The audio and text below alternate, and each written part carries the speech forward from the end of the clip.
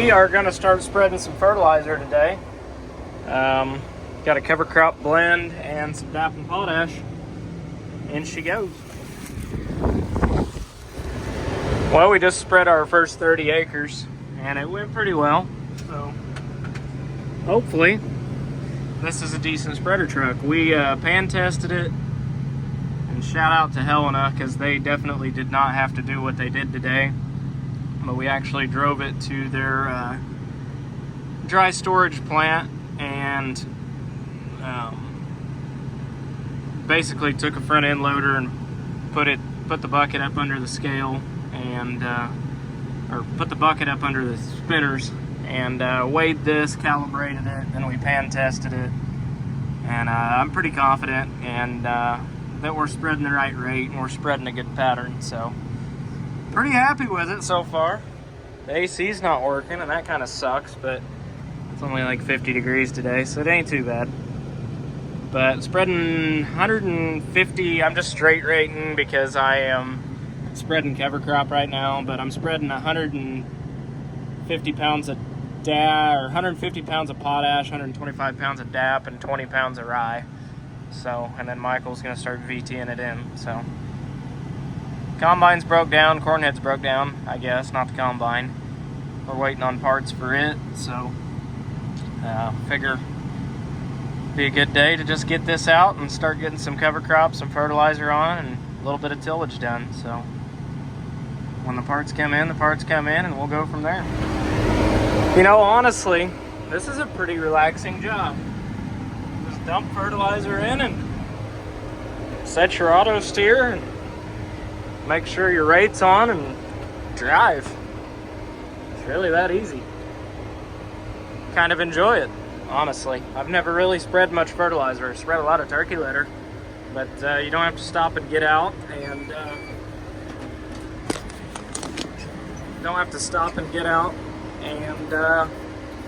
fill back up all the time with this, because we're only spreading 300 pound an acre, so it's quite nice.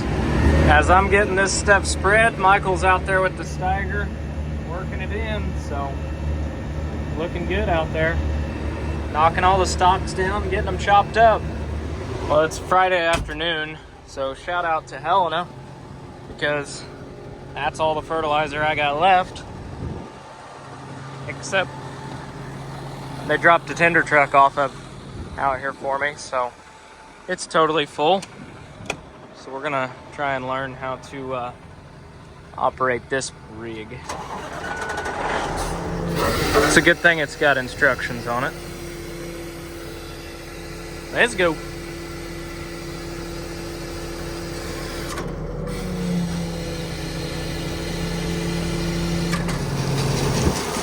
Failing.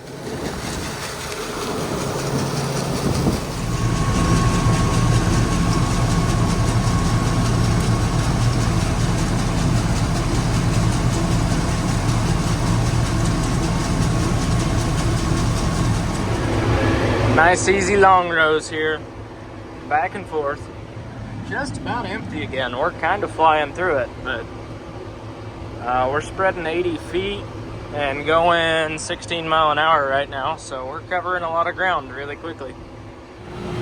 Well, we just absolutely blew through 90 acres of fertilizer, so load up another 40 or so that there should be left in here, and probably call it a night.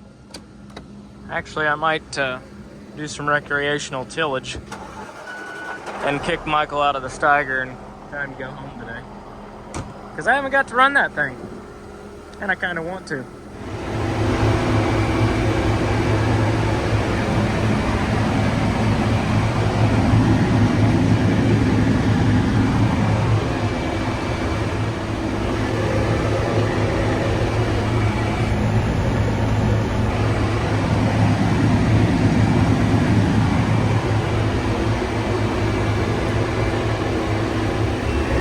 Well, we got 170 acres spread in less than about 4 hours, so not bad for moving from my furthest, one of my furthest east farms to one of my furthest west farms. So quite a bit of moving too. So if they'll get us fertilizer tomorrow, we'll keep spreading more.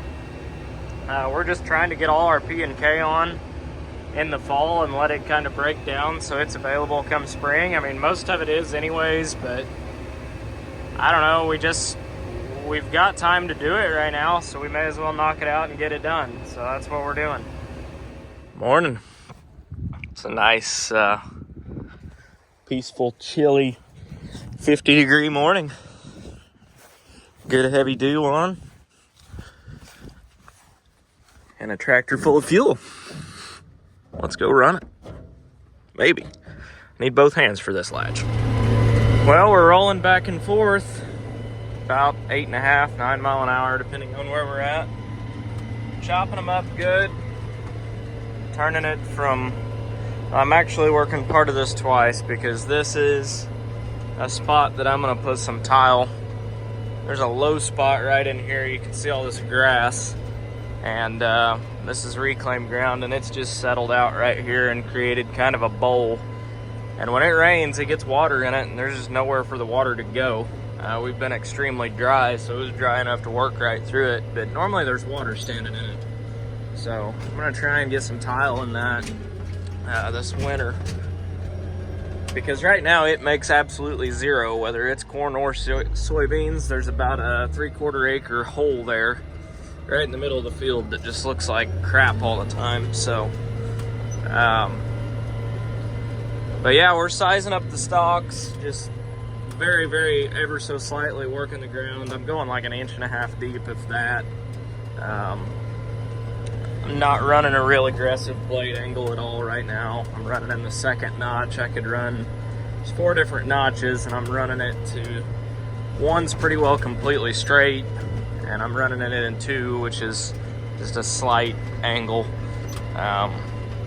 You can run this tool fairly aggressively, but I'm not really at all right now. So just kind of tickling in the fertilizer and the cover crop, and then chopping the stalks up a little bit. Not trying to do super aggressive tillage out here at all. So it's kind of nice to do just enough to level a few things up, some sprayer tracks and things like that. And yeah, got about, I don't know, 20 acres done so far, and about 110, 120 to go. Had a minor setback today, got a rock stuck between 2 of the disc blades, which are now in here. That's how that went. But we're still rolling.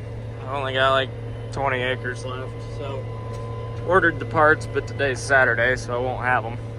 And yeah, I wasn't going home with 20 acres left, so we're just sending it. But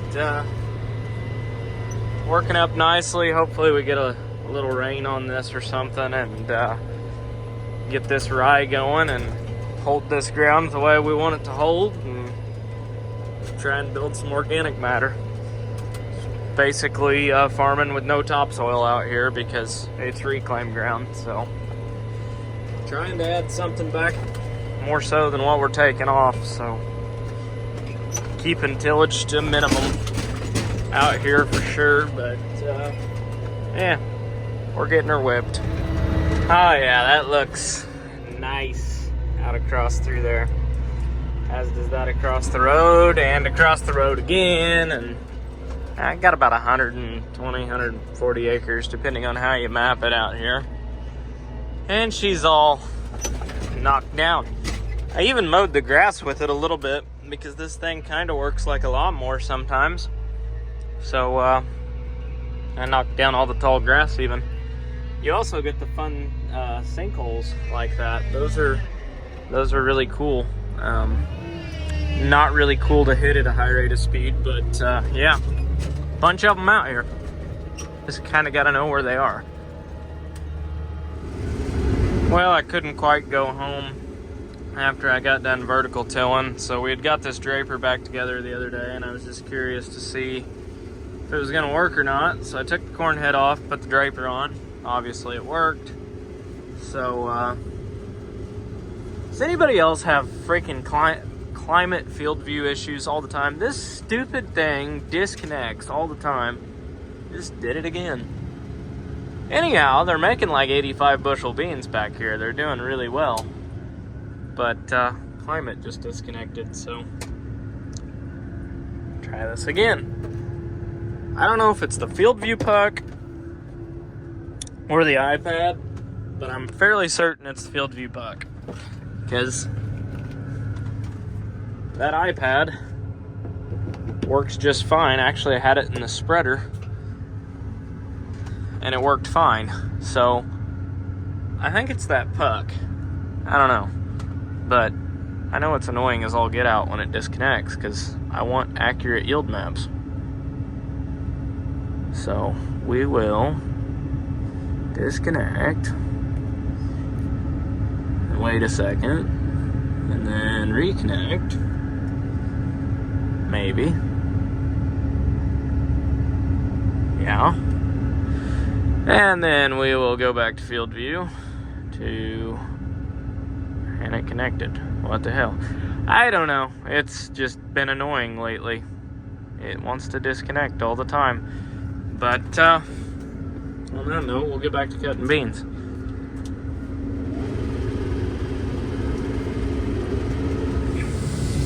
Michael, we filled the grain cart earlier. I told Michael I thought it would all fit on a combine hopper. It did not. So he went ahead and put the grain cart in the shed, which it is totally full. But I've still got like 1.5 acres left to cut. And I was, if the camera would focus, very, very full. So, it's a good problem to have. Just cutting right here behind the farm a little ways, so we'll just drive the combine back there and cut the rest of them, I guess. Morning. It's chilly. It's 40 degrees out today. So I'd say it's definitely the coldest day we've had yet. Wouldn't say this year, but this season for sure. So gonna do some odd and end jobs this morning. First one starting with the excavator, because the new bins still do not have power. So I gotta dig a trench, and my electrician's coming tomorrow, putting some conduit in, and we'll be hooked up to the generator finally, and we'll have power. So looking forward to it.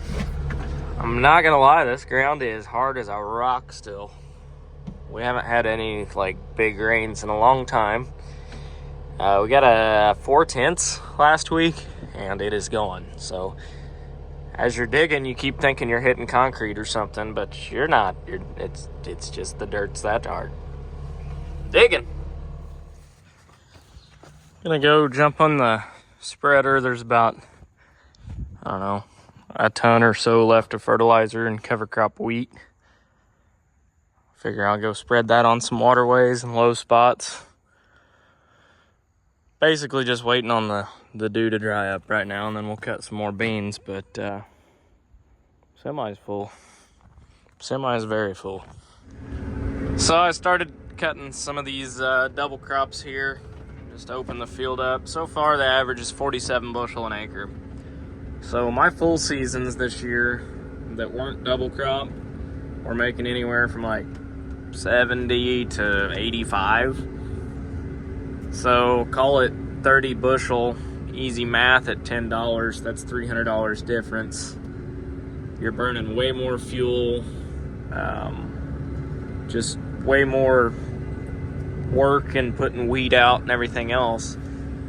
There's a $300 difference there, and I didn't make $300 an acre off the wheat. So what I'm getting at is we're in an area that wheat makes sense when the wheat price is high, but if the wheat price is low, it just makes a lot more sense for us to just plant full season soybeans and not mess with wheat at all. I enjoy growing wheat, but I'm not going to be planting any this year for that very reason. Now I knew that going into this, that typically wheat is not a big money maker versus double crops. But this field is pretty low on organic matter. and that was a lot of the reason for planting wheat. It wasn't necessarily just from a financial standpoint, but I'm just trying to improve the soil. That said, I think you could accomplish the same thing with like cover crop rye or even cover crop wheat and just terminating it and letting it decompose on its own versus trying to raise it as a cash crop. It's just kind of a 6 in one hand, half dozen in the other thing. And I don't know. If these beans get a little better, then it'd definitely be worth the extra time and effort that it takes to put wheat out. But if they're only 50 bushel beans, it's just kind of almost a wash. So I enjoy growing it. Like I said, it is fun to grow. But even like I had 90 bushel wheat this year, and by the time you figure all the input cost we had into it, it just I don't know. It's got its pros and cons. The other nice thing about wheat is you get a paycheck in the middle of summer, where typically all of my grain is sold in the fall and in the winter, and then early spring sometimes if I hold some over. So it is also nice to get a little paycheck in the middle of summer, just from a cash flow standpoint. I like wheat as well, but at the end of the year, if it's not any more profitable than full season soybeans, I feel like I'm almost just wearing my equipment out. You'll also notice some of these paddles have gotten bent. I started a little bit early and the head wanted to push up. There's just a lot of material out here. You got the wheat stubble still standing, plus the soybeans, so a lot going through the combine right now. And it was a little bit on the wet side when I got started this morning, but moisture's okay on them. They're still a little bit wet,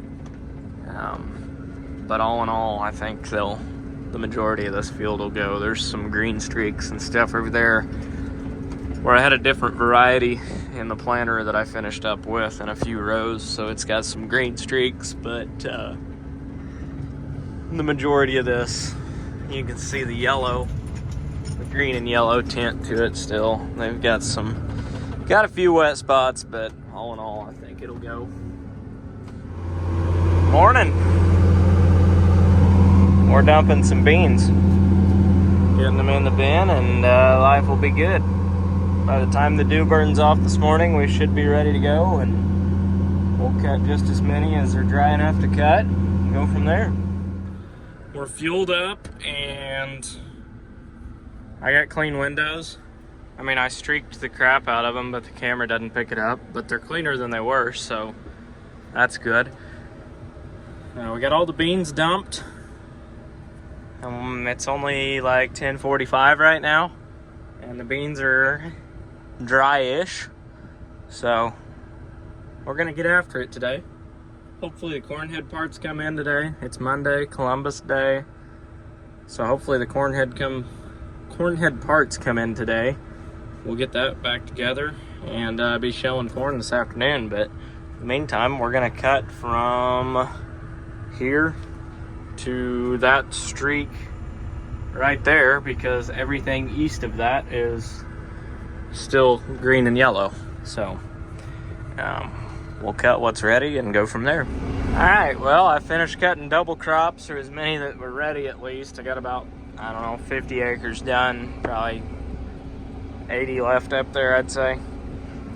But we're headed back to put the corn head on. They just called and said the parts were in, which worked out perfect because we got the double crops that were ready cut. The rest of them I made one round in just to top the truck off, and I was putting a lot of green pods in the tank, so they still need some time. We got nice ladies passing you on double yellows. That's okay. There's a lot of stupid ass people in the world.